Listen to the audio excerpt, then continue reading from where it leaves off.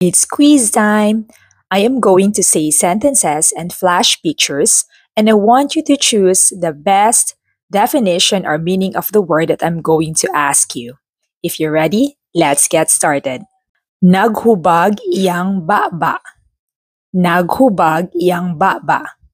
Look at the picture and tell me if the word baba means mouth or down. Again, look at the picture and tell me if the word baba means mouth or down. Naghubag iyang baba. In that sentence and pronunciation, the word baba means mouth. Mouth. Naghubag iyang baba means the mouth is swollen. Taas ang linya ganina. Taas ang linya ganina. I want you to take a look at the picture and tell me if the word taas in that sentence means A. Long or B. Above. Again, taas ang linya ganina. Does the word taas in that sentence mean A. Long or B. Above? In that sentence, the word taas means long. Taas ang linya ganina means there's a long queue of people earlier. Adto sa wala.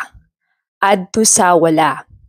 Take a look at the picture and tell me if the word wala in that sentence means left or nothing. Again, adto sa wala. Does the word wala in that sentence means left or does it mean nothing?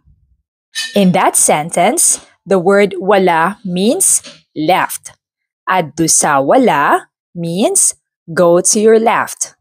Guwapa kaayo ka. Guwapa kaayo ka. I want you to take a look at the picture again and tell me if the word kaayo in that sentence means very or goodness. The correct answer in that question is A. Very. Guwapa kaayo ka means you are very beautiful. I hope you learned something new today.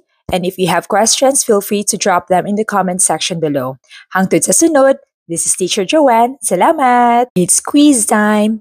I am going to say sentences and flash pictures, and I want you to choose the best definition or meaning of the word that I'm going to ask you. If you're ready, let's get started. Naghubag iyang baba.